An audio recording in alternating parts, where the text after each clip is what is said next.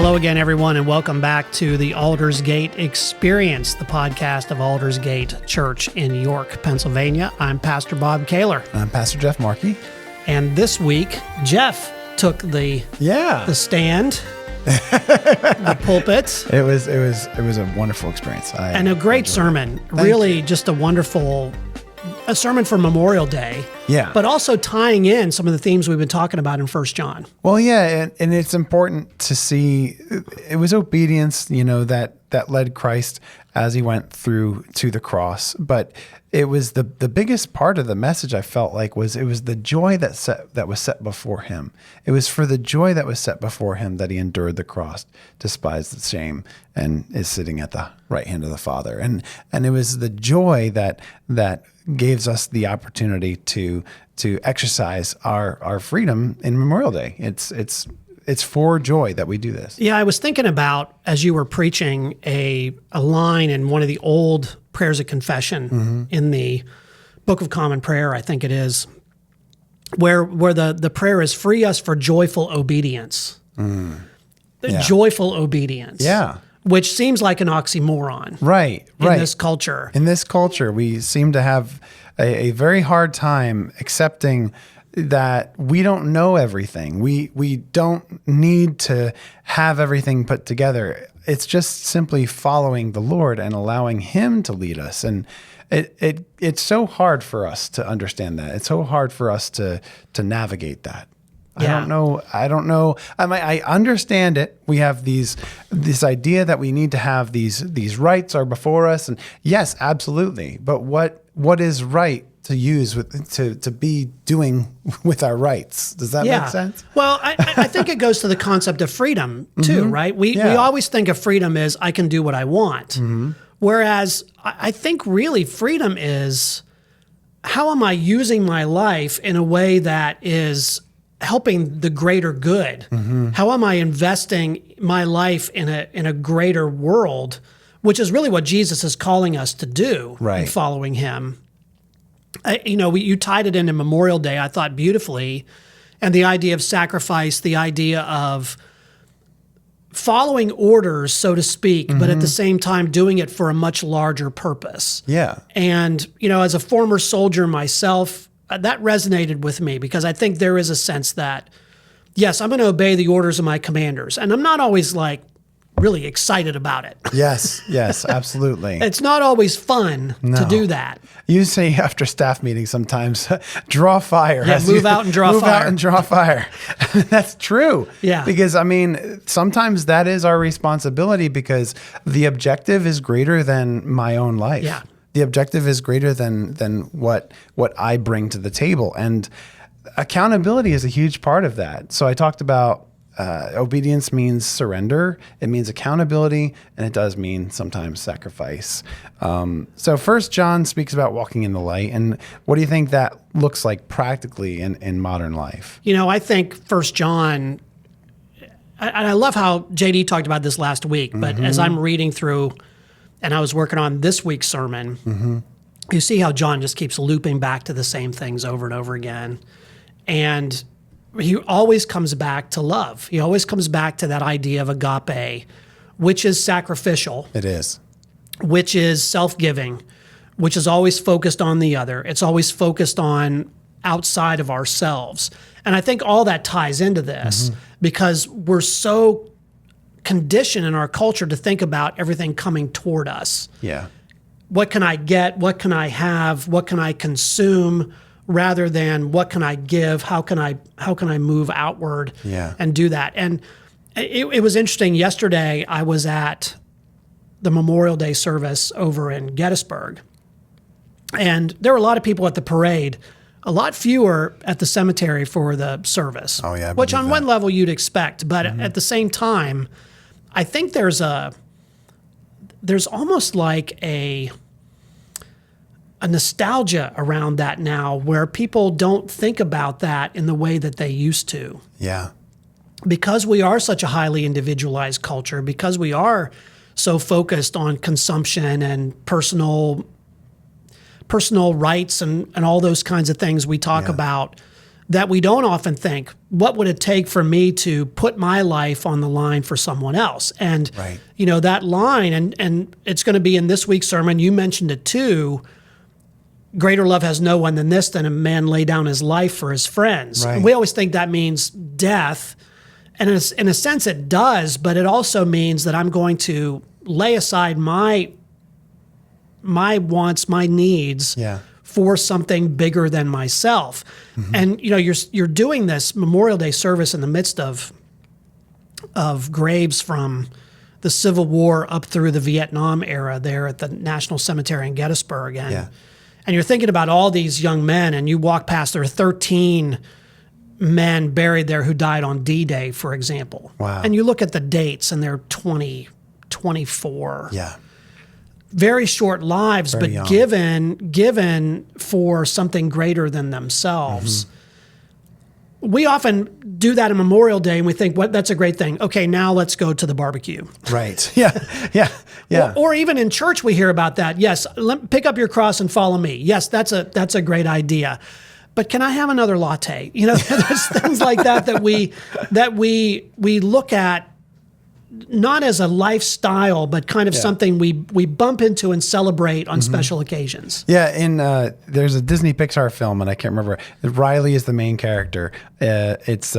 It's one of those emotional movies. I can't remember, but she's got in her imagination this dream man of hers that says, "I would die for Riley. I would die for Riley." And I realized it's actually not necessarily what we would die for, but would we live for? Yeah. Would we live for our principles? Would we live for Christ and what He has laid before us, for ourselves, for our lives? That's so important. That's so important. It's interesting to think about how things have shifted. I was watching after I got home.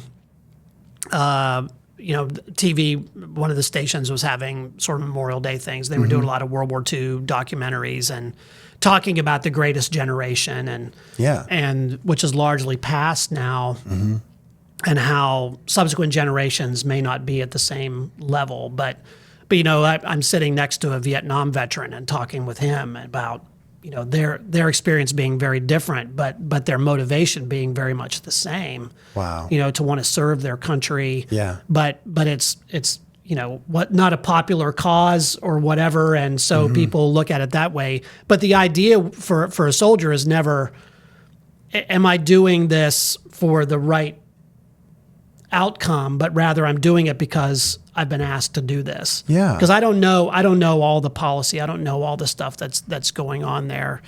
And I don't want to draw parallels to that and discipleship, but I do think sometimes God puts us in places where we would not normally want to go. Yeah. Or things that we go, are you sure about this, God? And yet obedience means I'm going to continue to walk in this way, trusting that God has a plan in mind. Yeah. Think about Jeremiah, for example. You were talking about Nehemiah in the sermon, which I thought was really great because that whole story really connected. Nehemiah comes back to Jerusalem. He's allowed to come back and start to rebuild the walls. The king of Persia allows him to do that. Yeah.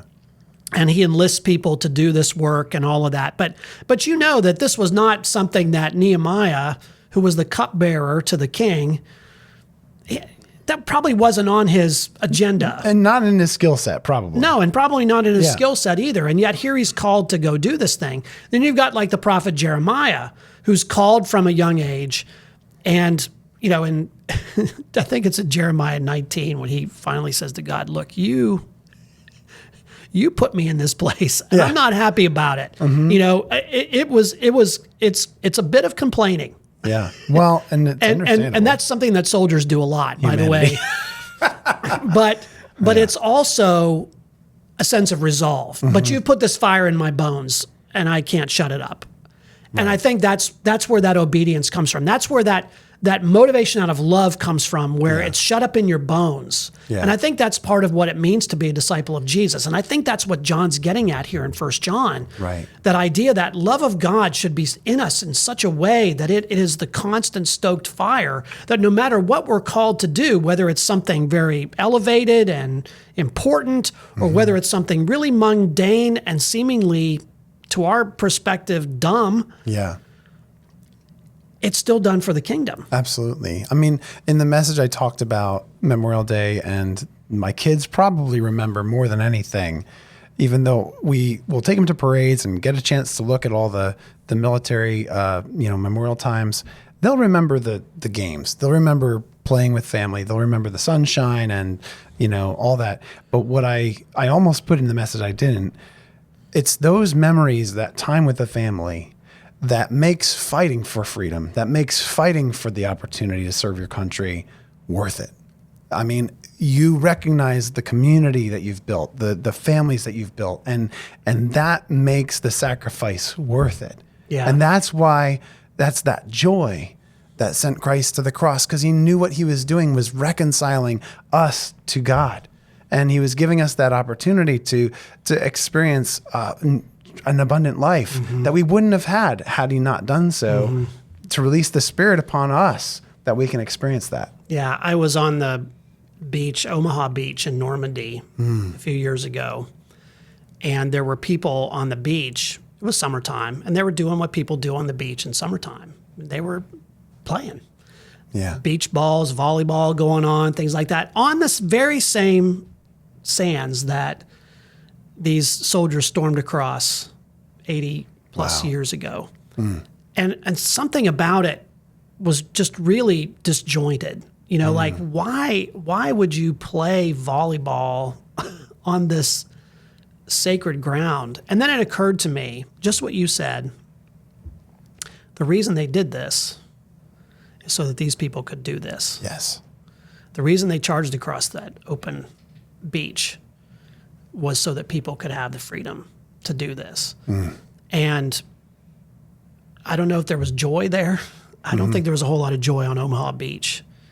And yet, I remember talking to veterans of World War II about not so much the joy of it, but the resolve of saying, we believe we did the right thing. It was hard, but we did it. And they paid the price for it. And you can make the parallel. Jesus pays the price for us. I don't always like to conflate those two things, that the old adage, two people have died for you. One was Jesus. He died for your soul. The American soldier died for your freedom. On one level, that's true. Yeah. But I think it's not quite right to conflate those two things. It feels a little syncretism. Yeah, it's not quite right. Yeah. Even as a soldier, I go, yeah, not exactly.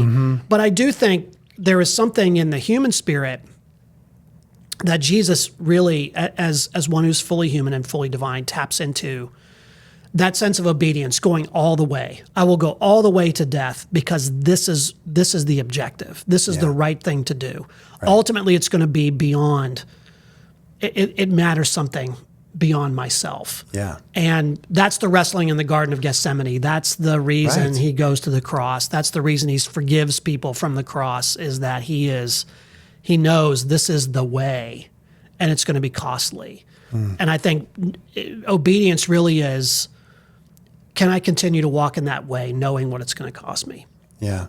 Yeah. What I talked about in the message was joy is not the absence or denial of grief, but it's the recognition that God has brought us through.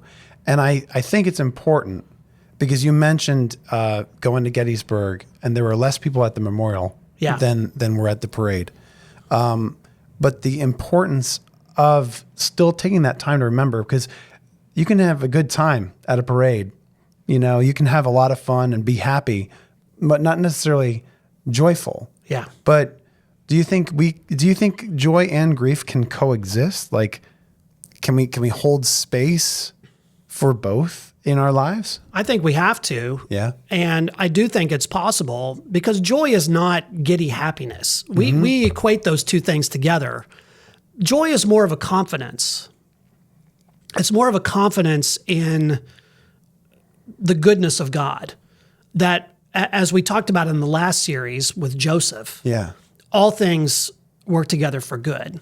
That despite what's broken, God will make all things good. And so joy is recognizing that no matter my circumstance, that good is going to come about. And so if I can live in that, then my grief has context to it. Yes, I'm grieving right now, but I know deep down there's a greater purpose at work. And God is going to make all things good, even defeating death and reversing that idea of grief one day.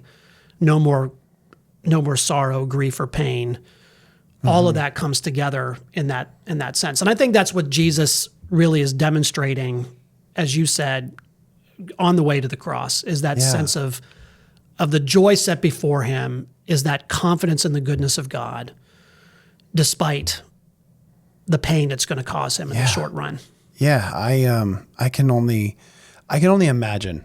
I couldn't put myself in his shoes necessarily, but I understand that a lot of soldiers on the battlefield knew what was happening. They knew, like you were talking about D-Day, and I had a really interesting podcast I was listening to a while ago about D-Day and Normandy, and that first wave. Most of those men knew that their mission was to die on that battlefield so that the next wave that came could have a better shot. And that's exactly what happened. But the numbers actually were fascinatingly far better than they were expecting. So it's really, really if you get that order, we call that in the infantry, we call that a dip mission. Die in place. That's going to be your job. And you read through military history, there are plenty of times when you know that's coming. And when you apply it to the idea of Jesus there in the garden, he knows it's coming. Yet he still goes anyway. And that's courage, moral courage. It's all those things that are important, but it's all designed out of love. Love for God and love for neighbor, love of country, love of freedom, all those kinds of things that are bigger than we are. And I think no matter where we find ourselves, as Christians, as people who celebrate Memorial Day, that's the kind of sacrifice I think we can embrace. Absolutely. So John 15, at the end of that, Jesus says, greater love has no one than this. And you mentioned that one. Philippians 2, where it says, he made himself humble, obedient to even death on a cross. How does that reshape our understanding of sacrifice, humility, and obedience in terms of his life? Well, I think it's just modeling. It's saying what is my, it's cliche to say, what is my cross to bear? Because people use that in so many different ways. I had to walk too far in the parking lot at Walmart. That's my cross to bear. No, it isn't. But to think about what is it that I'm willing to suffer for? What is it that I'm willing to put myself out for? Who is it that I'm willing to go to the mat for? Who is God calling me to do that for? All those things are part of this process. And those are the things we have to really think about when we put all this in perspective. Wow. So how do you think we can use our freedom, both earthly and eternal, to build relationships, faith, and community with purpose? How do you think we can do that? Well, I think that's what John is getting at when he's talking about not having to sin, that we don't have to. We can have power over that, and that frees us then to focus on greater things. So the whole idea for John is that the more that we're growing in the love of Christ, we don't have to sin. In John 3, he's talking about the seed. We're part of his family, and if we're part of his family, if we have that spiritual DNA, then we don't have to do this. We are children now of God, not children of the devil, and that's the contrast we're going to look at this week.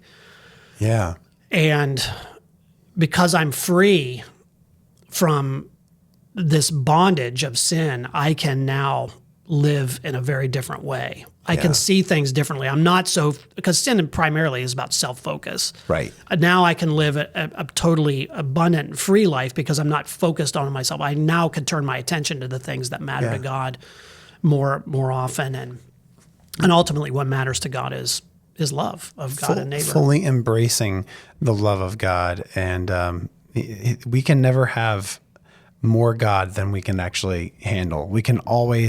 God is always there, and our willingness to, put ourselves in that relationship, deeper in relationship, is what's going to fully flesh out that love so that we're no longer feeling in lack, because God is abundant in his love for us. We could never outlove God. And then when we're able to actually be co-laborers with that, fleshing out that love in ourselves, that's abiding in him. That's what that fully looks like. And we can then be commissioned to be reconcilers with God. It's so powerful. Yeah. Obviously great stuff. And we hope that you'll go back and listen to the sermon. And there was a lot of great stuff there. And you're going to be taking this series home. Yeah. I'm excited over the next few weeks. Yeah. I'll be in the pulpit this week, but then Jeff's going to have 3 weeks to kind of round out 1 John. And just to give you a little bit of a preview, after that, we're going to continue in the Johannine Corpus. Look at that. Because we're going to look at the 7 churches of Revelation. Fantastic. During the end of June through the month of July. So that should be kind of fun to do that. But we also have a segment we want to add to the podcast today. We don't know what we're calling this. It's a meet a staff member. Meet the staff, or meet the team. So we have Mark Denton to introduce to you, who's our new director of youth and young adult ministries. We had a chance to sit down with Mark here, so give that a listen. So we want to just give the congregation and other people a chance to meet you. Tell us a little bit about you and your family and what brought you to Aldersgate. Great, yeah. I'm the oldest of 5 siblings from Hagerstown, Maryland. Big disc golfer, chess guy. If you give me a sport, a ball, I'll chase it. I'm always outside running around, hiking.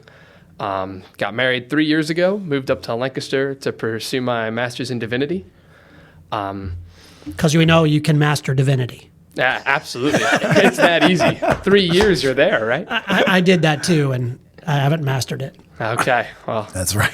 Take some time. Yeah, we'll see how that goes. Just so you know. Prepare myself for how inadequate I'll feel at the end of it. So. Yeah. But yeah, so we're up in Lancaster, getting settled into the area, found Aldersgate. I was actually working for the college, vetting opportunities for the students at the college, and found this youth director opportunity and was like, hey, this is perfect for me. So amazing. Reached out, loved what I saw, and here we are. So fantastic. Yeah. I had a chance to hang out a little bit with Mark on Sunday. We were playing football and talking about snipe hunting and all types of things. Classic youth activities there. That's right. So much fun. Yeah, it's great to have you and great to get to know you. I lost my train of thought. I have no idea what to ask. It's not a hard thing to have derailed, I guess. But the thing that I wanted to really kind of talk about is just youth ministry in general. Sure. Because you're coming into youth ministry at a very interesting time. I did youth ministry back in the early 90s, and I did it for about 12 years in a time pre-internet, pre-cell phone, in a time when you could get kids together on a Sunday night and start with a game of Chubby Bunny, where you shoved as many marshmallows in your mouth as you could and said Chubby Bunny and watch everybody slobber all over the place. That was considered to be the height of youth group. That's right. Chic at the time. But things are different now. Yeah. Very different. What kind of challenges do you see out there for kids growing up in the church and becoming disciples of Jesus? Yeah, no, there's a lot. I think it begins and ends with the cell phone and with social media. I mean, that's such an integral part of the students' lives nowadays and something we have to learn how to navigate. And I mean, even just the resources for youth pastors were all kind of left scrambling. And that was only heightened through COVID. I think that really rattled a lot of these students' experience socially just as much as academically, and they're trying to get back on their feet from some stuff that they missed out on. And just being there in holding their hand through that experience, helping them grow and navigate just all the social pressures, all the Facebook, Instagram, TikTok, everything that's coming at them at the same time. So, yeah. So you mentioned your experience helping undergrad students find positions. And do you feel like that also helped you kind of inform yourself on youth and what they're dealing with challenges they have today? Oh, 100%. Growing up, I was also working a lot in my church with young adult ministry and youth group. I've got a couple years of experience there, and working, you just hear these kids' stories, especially like late at night when they're like confiding with you at like a campfire or some event along those lines, and you're taking them away from their social media and they get that chance to be vulnerable. They just don't have those opportunities anymore. It's so rare to have those, one-on-one with somebody in real, flesh to flesh, person to person. Yeah, that's very true. That's not a thing in their world anymore. So trying to reawaken them to the idea of, real life outside of the sports and the school and the social media and the phones, that, hey, let's just be in the moment. Yeah. What do you think has caused the isolation in our culture nowadays? I mean, I think more so with youth, I still see it even in my generation, where a lot of people just have a hard time getting out and interfacing with others, that like either their age or even like-minded. Why do you think that's a thing nowadays, the isolationism? It's a great question. I think I'm actually reading a book right now called Digital Liturgies. The author's name is escaping me. But it's talking a lot about how even the media platform that we use informs how we look at the world. And so the algorithm's feeding us that everyone has to believe what we believe and think the same way we do, and that if I don't like someone, I should let them know and never talk to them again. Yeah. It's created a culture of animosity and division, and we buy into that and double down on it through what we like and what we don't like and the comments we spread, and trying to help people have honest disagreements and not get along, and then next week reconcile, and back in the smaller town vibes that you used to have, or smaller, like you were friends with the kids on your block, you got in a fight over a baseball game, you weren't playing with anybody if you didn't make up. But now you just find your new social circle online and just repeat the toxic cycle. That's something we need to break. So, how do you think we could do that with the Aldersgate youth group? Do you think we can engage in a way that could kind of either maybe not necessarily break down that barrier? Because sometimes those are good. Sometimes those are healthy, right? Depending on the people. But do you think there's a way that you can engage with the youth group to be able to help foster some healthy relationships that are deeper than just, on phone to phone, screen to screen? Yeah, absolutely. I think that's at the core of what we're doing. I think that's what I signed up for. That's awesome. That's just what Jesus came to teach. That was the life he lived. We're right now going to begin a series through the Sermon on the Mount and talking about how Jesus taught us to bless those who curse you, to turn the other cheek, to if someone sues you, takes your tunic, let them have your cloak as well. All these things that we don't live anymore, even in the church. And reminding these kids, hey, there's more than just, the instant gratification, that dopamine hit when you get your notification. The world's a big place. And specifically with community, how we live that out is through serving together, through taking time, leaving our busyness, our anxieties in this world, and taking time together, not necessarily just to focus more on ourselves, because we do that enough, but to focus on others and pour into the people around us. I think that's really important in what we're doing. There's a lot of opportunity here in summertime, especially when there is a little bit more free time. Tell us about what you're doing this summer with both youth and young adults. You're doing some exciting things for our 18 to 25-year-olds as well. Yeah. This is something I'm noticing that's really fascinating about youth and young adult ministry.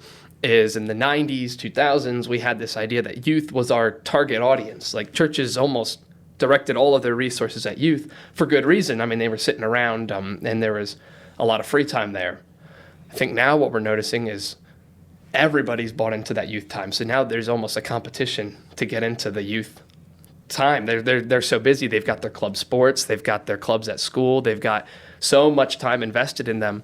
And almost as a society, we formed a donut-shaped hole around that college age group where we kind of just let them wander free.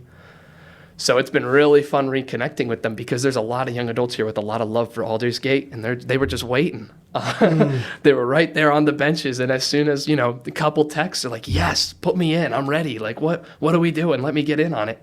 And so it's going to be really exciting to see what we can get into. Yeah, that's exciting to me, to be able to see how we're making connections. And you're already making some connections with local colleges or college, since one is closing. That's so sad. It is kind of sad.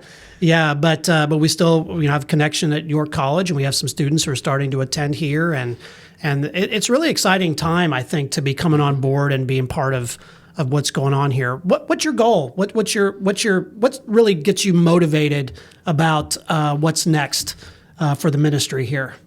Yeah, I'm a big sanctification guy, and I'm a big nerd, to be honest. And so those play together really big with scriptural study and understanding the Bible. I think specifically for the youth group, if I were to come up with something, my theme for the youth group is to equip them to be discipled and to be disciplers. And I think a really core aspect of that is equipping them to understand how to read the Bible. Not even just reading the Bible, but understanding what are you supposed to do with it? Like, is it just a bunch of chapters and verses? Is it just my, verse of the day on my Bible app? Or is there something deeper, something ancient here that I should be tapping into? Yeah. And so kind of helping them navigate that and then being able to apply it and showing them how, working, shoulder to shoulder with them, whether it's mulching or talking to people who might not have anyone to talk to, lending a hand, trying to build a heart that reflects the heart of Jesus in really cool and meaningful ways. Yeah. So, That's awesome. Yeah. Well, we're really glad to have you on board. Happy to be here. How do people get hold of you if they want to ask questions or get involved in some way? Because you're always looking for volunteers as well. Always.